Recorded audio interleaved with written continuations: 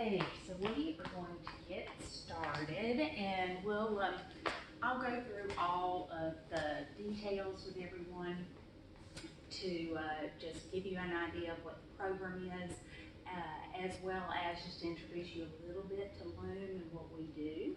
And we'll have a Q&A after that, and then we will do a little tour of the space.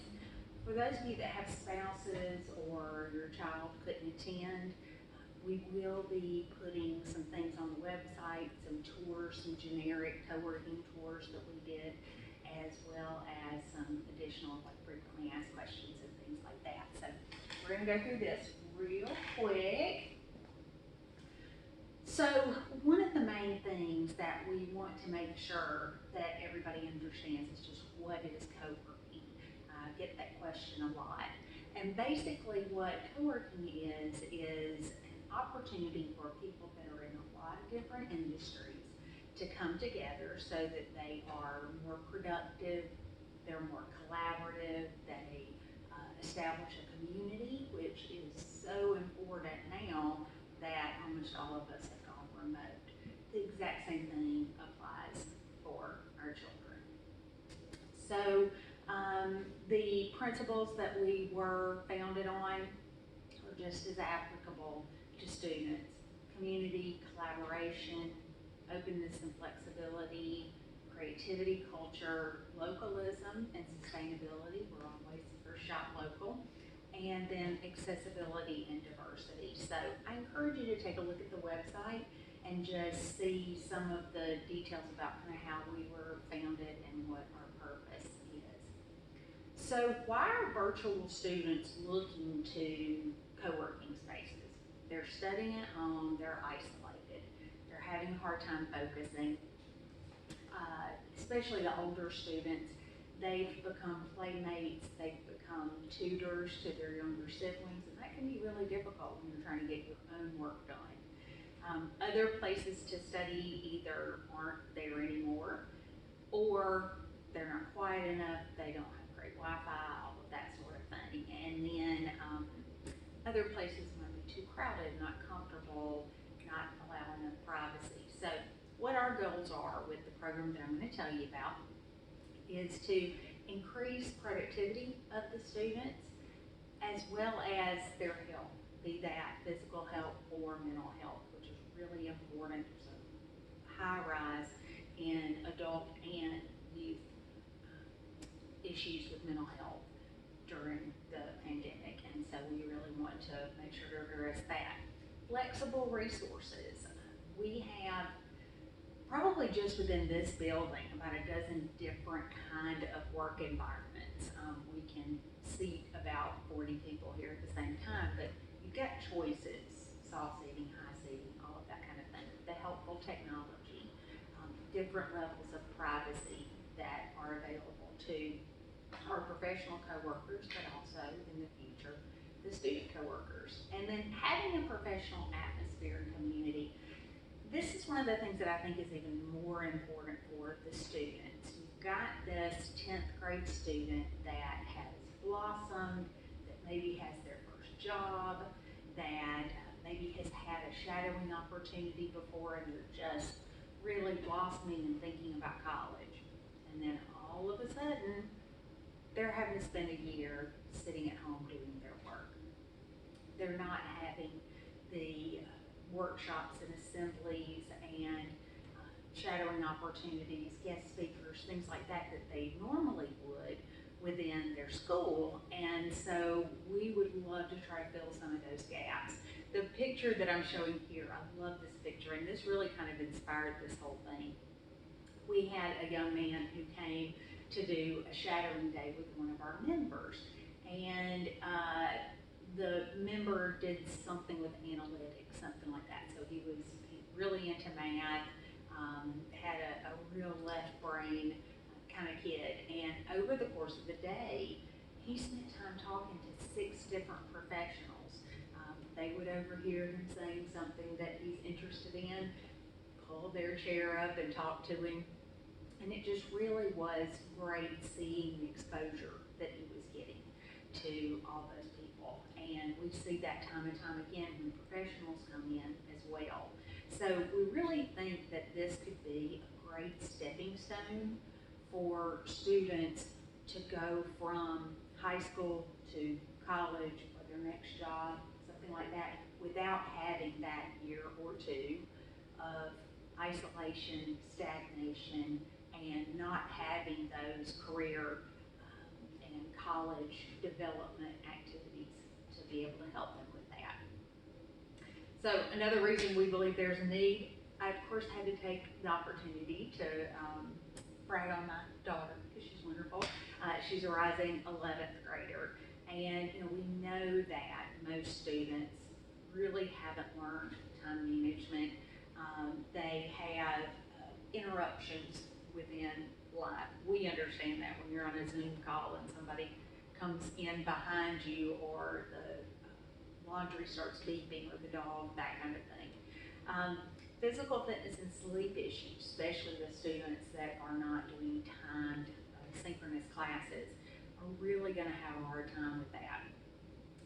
Decrease in social skills and just so many more things.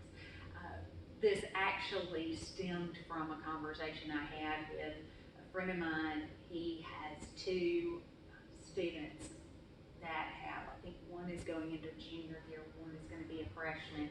They had just downsized to this cute little bungalow, and then all of a sudden, both the girls are back. So there's 4 people trying to work full-time in a little bungalow, and he called me and was like, what can we do? So that was really one of the inspirations for the program. So we're describing it as a selective young adult co-working community, specifically meant to assist in their academic, professional, and mental success. So this is a program within the co-working community. So these students would be intermingling with the professionals on a daily basis.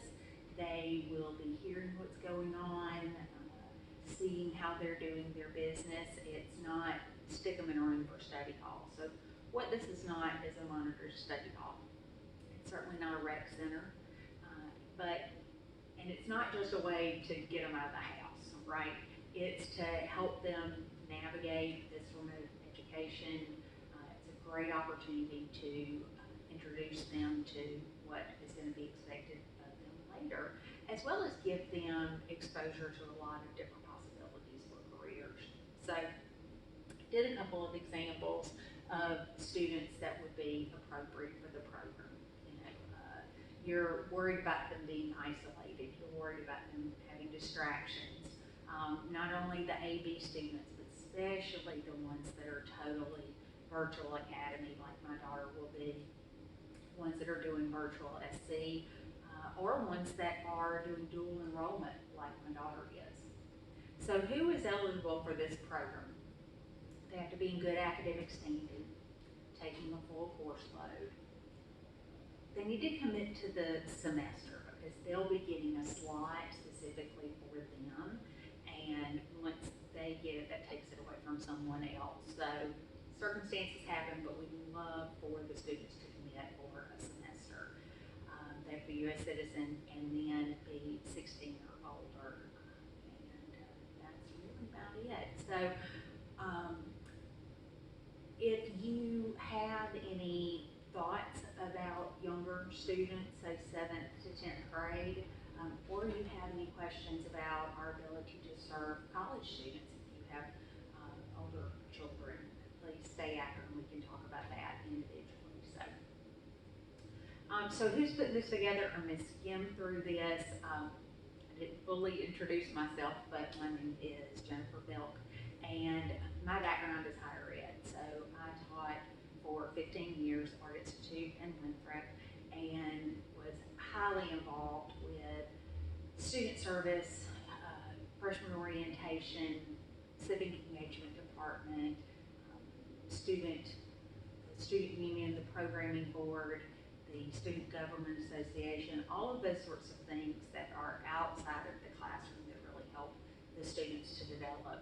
So that's was kind of my love and my concentration during that time in higher ed. The other person that is the other half of my brain in this is Charlotte Clark, and she is one of our co-working members, but has also hosted quite a few different workshops, career planning, assessments, all day things, and lunch and learn. So she has a long history, and I'm going to give you guys access to the video so that you can look over the details of this.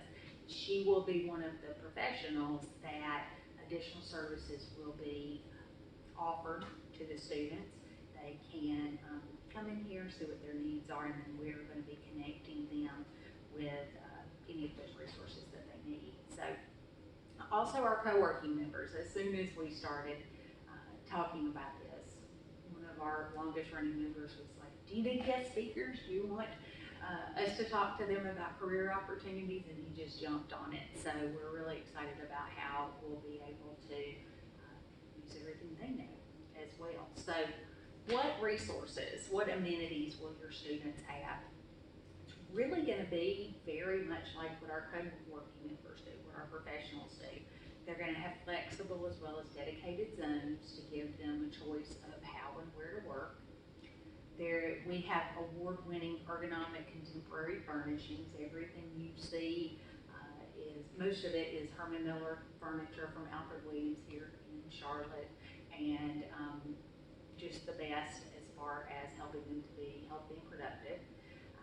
We also have a building next door called the Workshop, that's where we get messy and we get active and we get fun. And so if your students have art projects, things like that, that's where they can work. Great natural light and good space to spread out and do things like that. They'll have up to an hour per day of use of our little cozy private spaces. We have a phone booth and we have what we call the consultation room. So if they have need for space while they're doing testing, any kind of standardized test, or just really hard concentrated studying, that's going to be available for them.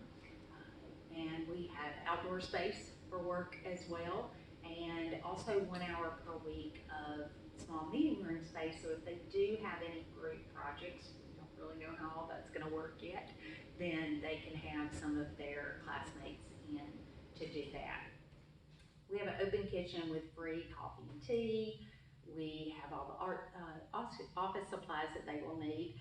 We get discounts at local retailers and restaurants, so there's lunch opportunities for them, and of course we have free parking. Technology is always one of the biggest questions. We run a 1 gig zip stream internet. We could have every person in this building running a Zoom call at the same time and not have any problem. We have separate internet sign-in for guests and firewall and all of that, so you don't have to worry about any type of security issues. We do have extra monitors as well as extra keyboards and other things, desk risers, things that will help make it ergonomic and functional for them depending on what they're working on. We have a free network scanner, and then we have an online in-house networking platform, which I'm going to tell you about that in just a minute. So it's a real treat for them. So intangibles, we're going to have continuing education opportunities based on these members' interests, and that's just like we've always done for our members. That may come in the form of a lunch and learn, or just like when they're in school, some kind of speaker that comes in for an assembly and talks about different career paths, things like that. So those will be made available to them. We will have in-house and outreaching networking events. Anything that we have here, which we have had some live events since all of this started, they would be invited to because they're members. And then we have, this is our fine art gallery, but the studio building is full of student artwork. So we would love to include the students that are involved in this program in future exhibits. So we love that. Other things that are available to them, sodas, healthy snacks. If they need professional meeting rooms to meet with advisors and counselors, if those counselors are members, like Ms. Clark is, then they don't have to pay extra for whatever time that they need to meet with them, so that they can meet with them here rather than meeting at Starbucks. We do have locker storage options, printing, copying, We also we have a dance studio as well as a podcast studio. So that's an additional amenity, but they can have a training session on using the podcast studio as well as have rehearsal space for their performing arts of any sort. Other ones, like I said, shadowing, mentoring, matching, college and career planning, and then we're also going to be running some of the resources for parents as well. Just to give you an FYI, at lunch tomorrow, we're going to be having a get together for local remote educators. So these would be people that would normally be in the school and are now remote. This might be tutors, this might be counselors of different sorts that are wanting to reach out to these newly remote students to give them the opportunities that they might be missing out on because they're not in the schools. So we use Slack for our in-house communications, and this is a wonderful place for us to connect them with tutors and counselors, connect them with each other because some will be morning and some will be afternoon, to let them know about events. And this is something that is really kind of, it's not a monitored kind of thing. It's a place where they all are engaged and are encouraged to share things on. We also have a system, it's called Covite, which is our member management system, and it has two things that are wonderful. First is the calendar. So any of our meeting rooms, if a member, student member or professional, wants to book a room, it's up to them to book it. So that puts it in their responsibility to book their room, make sure that it is available, that it has the technology that they need, that it's up to them to arrange. So we would certainly train them in how to use the program, but that puts that in their lap, and so they take responsibility for it. It also has a page that lists all of our members so that they can really get to know the different people that are in the space. So student responsibilities, and I put not your mama on there. Biggest thing is involvement and engagement. We really don't want a student to come in and simply put their headphones on, stare at their computer and then leave.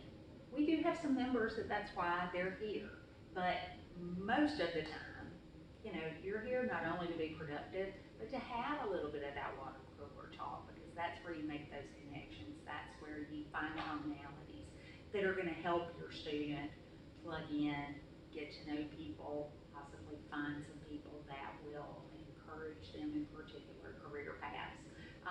Professional conduct and appearance. I had somebody ask me about dress code, and I kind of giggled a little bit. We certainly want the conceptual nature of the dress code that our schools have about taking pride in yourself, about not wearing things that are vulgar, offensive, all of that sort of thing. We've, of course, to this point, never had issues with that, but we do want to make a point of it. But I've always said, you dress for your day, right? So I put a couple of pictures of Nate on here, which I think are funny. Striped shirt Nate had a Zoom call that day. Hoodie Nate did not, hence the face scruff there. We had a college intern that was here, and he wore khakis and a belt and was more dressed up than most of the people here, which I thought was funny. And then that is me steaming the wrinkles out of Wes's blazer for an online interview that he was doing. So you'll see a wide range of people that are in here, and you're basically dressing for your day. Honor system, that's huge. Everybody in here, they're owners of this space. So it's honor system to mark it if you print something or if you take a snack. It's honor system that we're not messing with each other's stuff. It's honor system and us relying on the students to make sure to give the door a little tug when they leave to make sure it locks. We all just want everybody to take responsibility. So this is another thing that hopefully is going to help them to kind of transition into the independent care of the facility of equipment, just like if they're at school, and then respect for the community regarding COVID. I have a whole document about what we are doing to protect our members and then what we ask of them. And that's also on the front page of our website, so you can access that. So generally, a lot of the rules are the same as what they would have, and I hate saying rules, but what they would have within the school system. But they can have all the technology they need. They can have their phones. They definitely can have their earbuds on while they're studying. They can have food and beverage while they're here, and we're not taking attendance. They do check in to show that they are a member, and that allows them to book their rooms and that sort of thing. But it's not us taking attendance, so we're really putting that in their hands.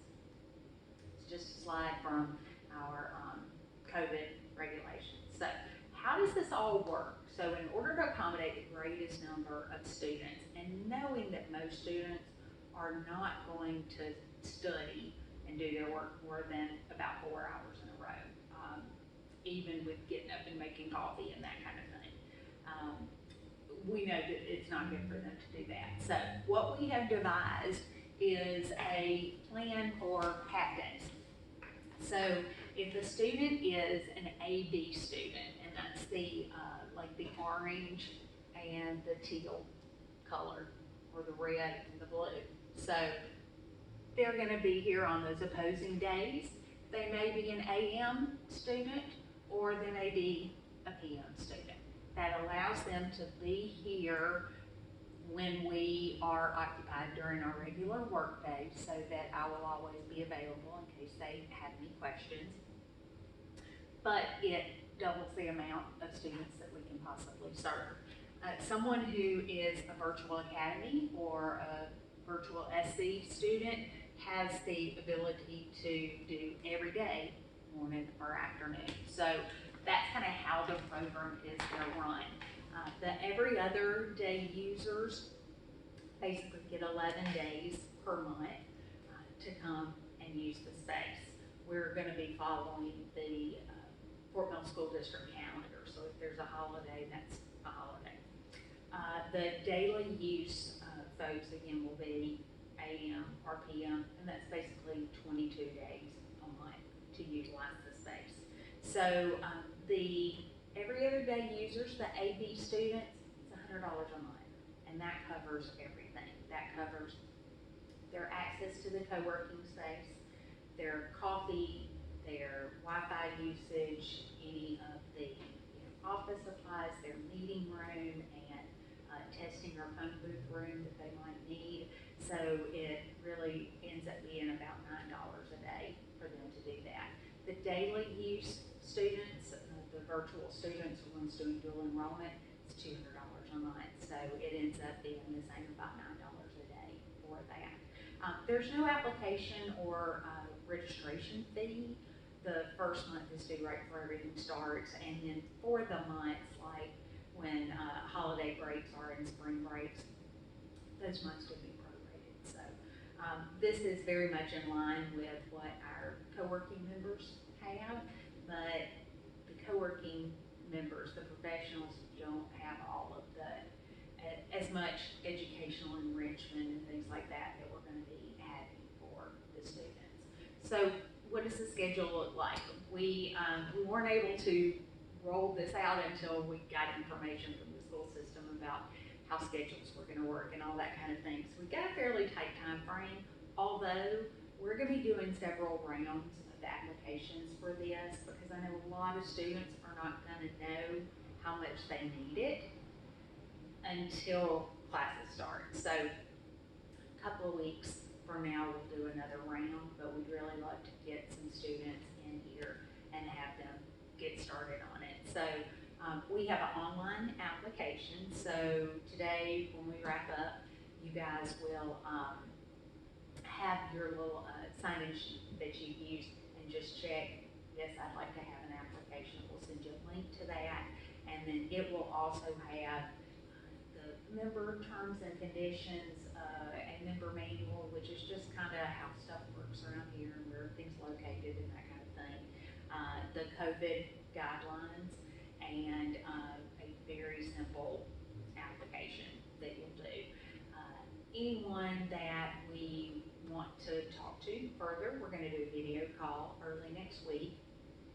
We will let the students know that they are chosen, and then the following next Friday we'll be having a little orientation, just like we do with our new professional co-working members, to show them around, give them the door access system, and just let them know all of the amenities and how you use them.